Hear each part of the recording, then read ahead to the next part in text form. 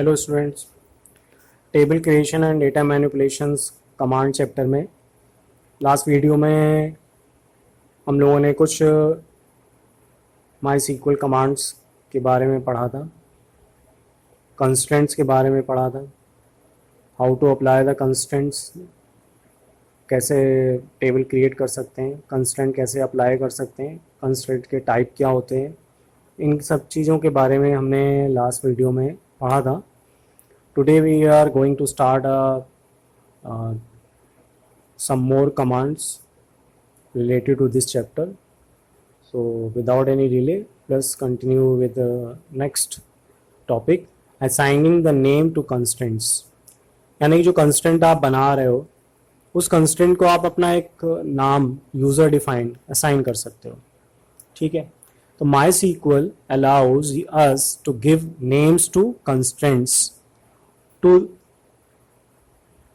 when the error occurs due to constraint violation, then this name will appear to help us in identifying for which column this error occurs. तो constraint का अगर आप अपना नाम दे देंगे तो उससे एडवांटेज ये होता है कि कोई एरर आ रही है, कंस्ट्रेंट का वायलेशन हो रहा है, ठीक है, क्वेरी जो फायर करते समय, तो उससे आपको ये आइडेंटिफाई हो जाएगा कि एक्चुअल ये एरर किस कॉलम से आ रही है, क्योंकि आपने कंस्ट्रेंट का नाम जो दिया है वो उसके हिसाब से वो उसको आपको इजी हो जाएगा कि किस कॉलम में वो एरर जनरेट हो रही है। तो how to assign the name to constraint, तो एक एग्जांपल दिया हुआ है, क्रिएट टेबल, ट्रेनिंग टेबल का नाम, EMP number, data type INT, comma, training name varchar 20, start date, date end date. उसके बाद देखिए कंस्ट्रेंट लगाया गया है, कंस्ट्रेंट माय फॉरेन की, तो माय एफ की नाम से कंस्ट्रेंट का नाम फॉरेन की का असाइन किया गया है। तो कंस्ट्रेंट का नाम जो है वो माय फॉरेन की है, तो कंस्ट्रेंट का नाम किस पे अप्लाई हो रहा है, फॉरेन की, EMP number, references ABCL limited, EMP number. तो ये हमारी मास्टर टेबल थी, लास्ट वीडियो में हमने देखा था। तो उस मास्टर टेबल में EMP नंबर हमारी प्राइमरी की थी और ट्रेनिंग हमारी चाइल्ड टेबल है, जिसमें हम EMP number as a foreign key form में ट्रीट कर रहे हैं। तो उस फॉरेन की कंस्ट्रेंट को हमने एक नाम दे दिया माय एफ की, ठीक है।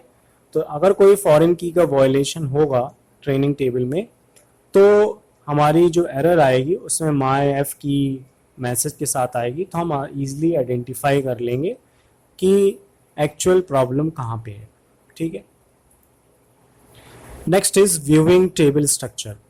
जो टेबल आपने ब्लैंक बनाई है उसका अगर आपको स्ट्रक्चर देखना है तो MySQL allows us to get the structure of table like list of columns, data type, size and key information of table using DESC command और describe command।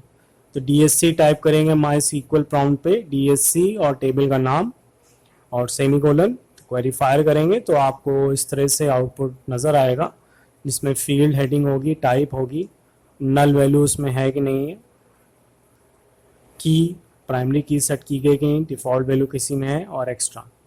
तो देख सकते हैं फील्ड के नेम दिए हुए, डेटा टाइप दिया हुआ है, किस में नल वैल्यू हो सकती है, किस में नल वैल्यू नहीं हो सकती, यस नो, प्राइमरी की सेट किस में है वो भी शो कर रहा है, ठीक है।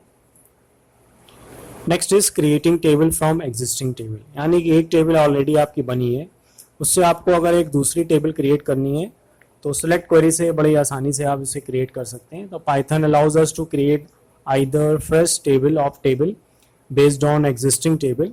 Now we will see how we can create table based on existing table like backup of a table or copy of a table.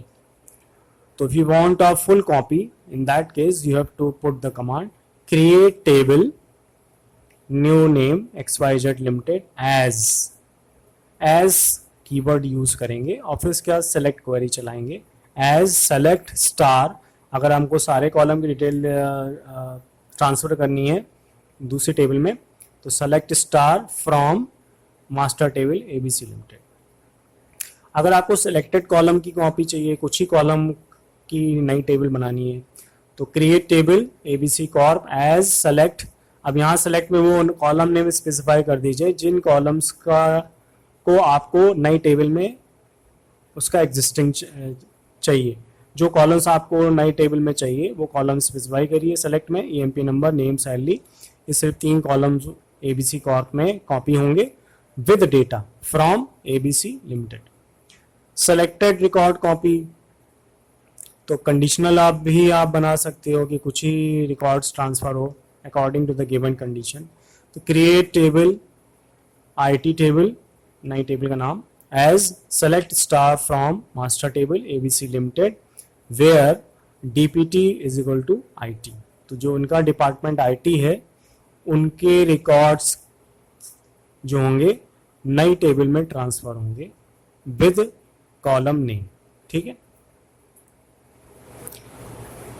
Now some more DML command is also there. Database commands in MySQL to insert new rows into an existing table. Use the insert command.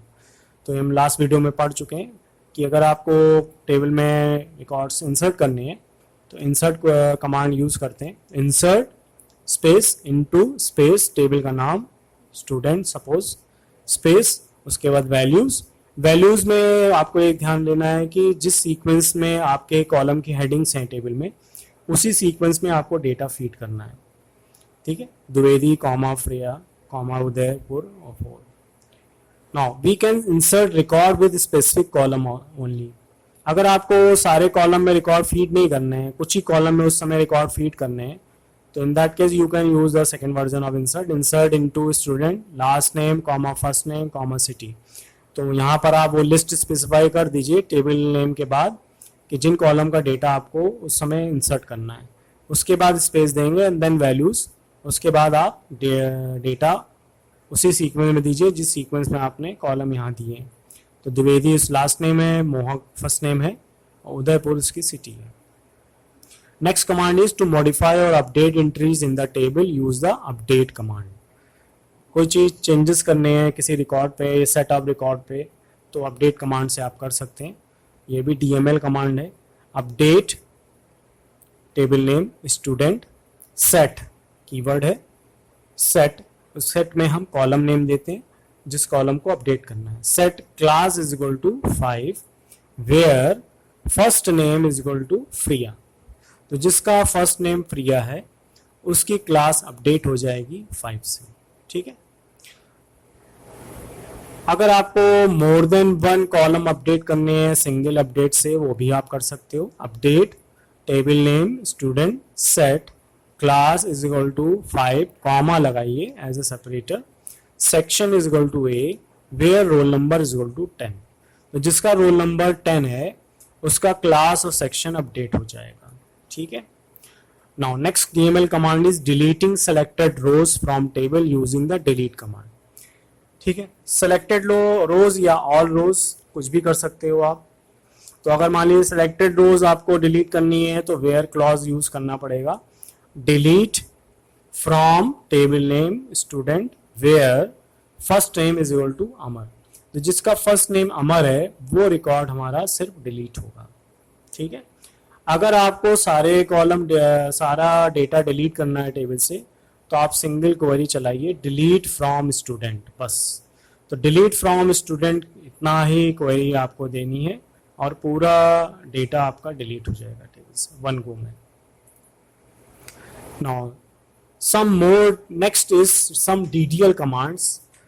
ठीक है। और उस DDL command में alter command use होता है। तो alter command basically table के structure को मॉडिफाई करने के लिए यूज किया जाता है। तो alter command allows us to perform the following operations. तो ऑल्टर कमांड से आप क्या क्या ऑपरेशन टेबल में परफॉर्म कर सकते हैं स्ट्रक्चर में।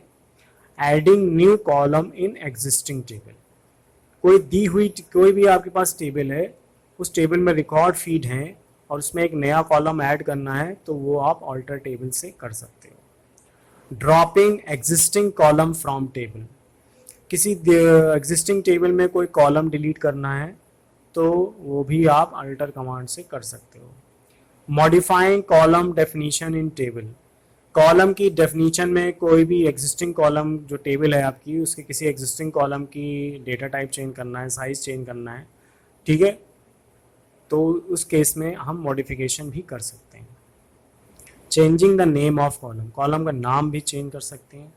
एडिंग और dropping constraint after table creation, ठीक है, किसी टेबल में किसी कॉलम में कोई कंस्ट्रेंट लगा हुआ है, उसको हटाना है या नया कंस्ट्रेंट लगाना है, तो ये टास्क भी ऑल्टर कमांड से आप कर सकते हैं।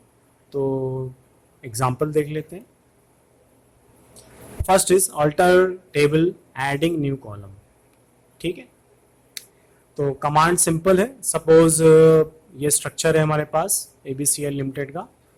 अब इसमें हमें क्या करना है, एक नया कॉलम ऐड करना है, डेजिग्नेशन। तो हमारा कमांड क्या होगा, alter table, table name ABC limited, add keyword use करेंगे और उसके बाद स्पेस देके नया कॉलम देंगे डेजिग्नेशन, स्पेस नया data type varchar and size, semicolon.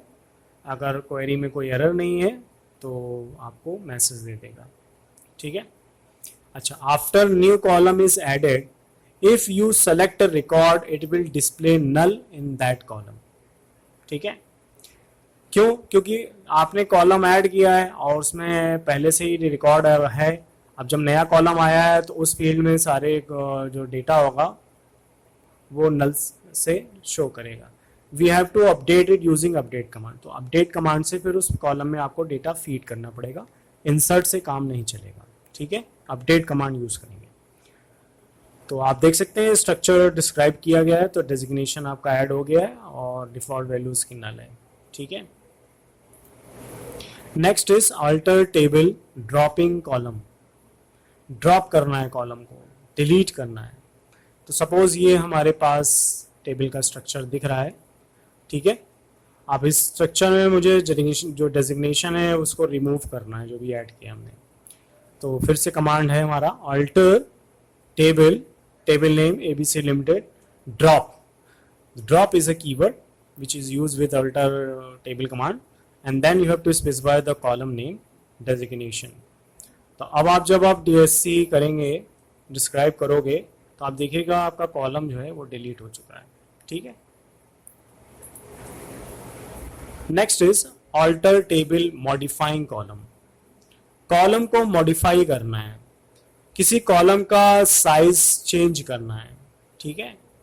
देखिए साइज इंक्रीज करने में कोई प्रॉब्लम नहीं है, साइज डिक्रीज करने में प्रॉब्लम है। प्रॉब्लम ये है कि अगर टेबल में, चूंकि हमारा डेटा ऑलरेडी उस टेबल में फीड है, और अगर आप उस कॉलम में अगर साइज डिक्रीज करने जा रहे हो और उस कॉलम में जो डेटा है पहले से, उससे बिगर साइज का डेटा उसमें पहले से स्टोर है, तो फिर MySQL अलाउ नहीं करेगा साइज डिक्रीज करने के लिए, जब तक कि आप उस रिकॉर्ड को डिलीट नहीं कर देंगे, ठीक है। इंक्रीज करने में कोई प्रॉब्लम नहीं है। तो एक एग्जांपल हम ले रहे हैं, सपोज इसका साइज है नेम फील्ड का, वो इंक्रीज करना है। तो हमारे पास कमांड है alter table, table name EMP, modify. तो कीवर्ड हमारा क्या हो गया, मॉडिफाई, ठीक है। तो अभी तक आपने ऐड पढ़ा है, ड्रॉप पढ़ा है और ये ऐड मॉडिफाई कीवर्ड पढ़ रहे हैं ऑल्टर से। Modify column name, name, varchar data type and then new size. तो देखिए 40 स्पेसिफाई कर दिया है, 30 की जगह 40 हो गया है। आप इस क्वेरी को रन करोगे तो अफेक्टेड रो दिखाएगा और आप डिस्क्राइब करिए तो आपको चेंजेस नजर आएंगे स्क्रीन में, ठीक है। Next is alter table changing column name, column का नाम भी आप चेंज कर सकते हो, ठीक है। Alter table, table name EMP, change. Next keyword is use change with alter table, ठीक है। तो चेंज कीवर्ड से आप चेंज कर सकते हैं। पुराना पहले नाम देंगे नेम, उसके बाद न्यू नेम देंगे कॉलम का E name, then data type varchar and size. जब ये क्वेरी फायर होगी तो आप डिस्क्राइब करिएगा तो आप देखिएगा आपका जो फील्ड का नेम जो है, वो जो नेम नाम से फील्ड थी वो अब ई नेम से आपकी अपडेट हो गई, right. Alter table changing order of column, आप कॉलम का जो ऑर्डर है, जो EMP number, E name, salary, DPT number, इस ऑर्डरिंग को आप शफल भी कर सकते हैं, चेंज कर सकते हैं, ठीक है। तो in place of first we can also use after column name. तो एक फर्स्ट होता है और एक आफ्टर होता है, दो कीवर्ड यूज किए जाते हैं, ठीक है। For example, to set department number after E name, alter table E M P, modifier DPT number N T after E name. तो कमांड आप देख सकते हैं, alter table, table name E M P, modify, चूंकि हम modify कर रहे हैं तो मॉडिफाई डिपार्टमेंट नंबर, उसका साइज है INT, और हमने उसमें इसका सीक्वेंस लिख दिया है फर्स्ट, इस तरीके से, ठीक है। तो फर्स्ट होता है और लास्ट होता है आफ्टर। तो फर्स्ट का मतलब ये हो गया कि जब आप क्वेरी हमारी चल जाएगी तो आप डिस्क्राइब करोगे तो डिपार्टमेंट नंबर जो लास्ट ऑर्डर था उसका वो अपडेट होके आ जाएगा फर्स्ट में, ठीक है, चेंज हो जाएगा उसका सीक्वेंस, ठीक है। और रिकॉर्ड्स भी आपके इफेक्ट जो होंगे वो भी अपडेट हो जाएंगे, ठीक है। तो फर्स्ट और आफ्टर दो कीवर्ड यूज किए जाते हैं चेंजिंग का। आफ्टर का मतलब है कि इसके बाद आपको वो कॉलम सेट करना है, ठीक है। To set department number after E name, ठीक है। ई नेम के बाद अगर आपको डिपार्टमेंट नंबर सर्च करना है तो हमारा कमांड क्या होगा, alter table, table name E M P, modify DPT number INT after E name. ये वर्ड आपको यूज करना पड़ेगा, आफ्टर, और किस कॉलम के बाद उसको ऐड करना है, तो ई नेम के बाद। तो आपका जो डीपीटी नंबर है वो ई नेम के बाद आपकी ऑर्डरिंग उसकी सेट हो जाएगी। तो फर्स्ट का मतलब पहली पोजीशन, आफ्टर का मतलब किसी स्पेसिफिक कॉलम के बाद ऐड करने के लिए, ठीक है। तो इस तरह से उसको आप ऐड कर सकते हैं, alter table EMP, modify table column name, existing column name, उसका डेटा टाइप, आफ्टर और कॉलम का नाम जिसके बाद उसको ऐड करना है, ठीक है। Next is alter table adding constraint. अगर किसी टेबल में, किसी कॉलम में, किसी टेबल के किसी कॉलम में अगर कोई कंस्ट्रेंट आपने उस समय नहीं लगाया है और आप लगाना चाहते हैं बाद में, तो वो आप ऑल्टर टेबल से लगा सकते हो। क्वेरी आपके सामने है, alter table EMP table name add primary space key, bracket में वो कॉलम का नाम जिस कॉलम में आपको वो प्राइमरी की कंस्टेंट सेट करना है। तो प्राइमरी की ब्रैकेट में EMP number. In this way we can add any constant, ठीक है। तो आप देख सकते हैं जब आप डिस्क्राइब कमांड से देखेंगे स्ट्रक्चर फिर से, तो प्राइमरी की आपकी सेट यहाँ पर नजर आएगी जो यहाँ पे मिसिंग थी। Next is alter table dropping constant. अब कंस्टेंट आपको ड्रॉप करना है, डिलीट करना है, तो alter table EMP drop, drop से कॉलम में डिलीट कर सकते हैं, ड्रॉप से आप कंस्टेंट भी डिलीट कर सकते हैं, ड्रॉप, उसके बाद प्राइमरी की। तो अब आप देखिएगा स्ट्रक्चर फिर से, तो आपकी प्राइमरी की रिमूव हो गई है। तो कोई भी कंस्टेंट कहीं भी लगा है उसको आप रिमूव कर सकते हैं ड्रॉप कमांड से। Alter table dropping constant while dropping primary key. तो एक चीज, कुछ फैक्ट्स हैं प्राइमरी की से रिलेटेड, वो याद रखना है आपको कि वाइल ड्रॉपिंग प्राइमरी की if it is connected with child table, अगर ज्वाइन की कंडीशन है, अगर वो टेबल किसी दूसरे टेबल से कनेक्टेड है यूजिंग फॉरेन की, तो it will not gets deleted by default, delete नहीं होगी। However if you want to drop it we have to issue following commands. तो अगर आपको डिलीट करना है, ठीक है, तो आपको कमांड में चेंज करना पड़ेगा। Alter table, table name EMP drop primary key, आपको एक कीवर्ड यूज करना पड़ेगा cascade. The cascade option drops any foreign keys that reference the primary की।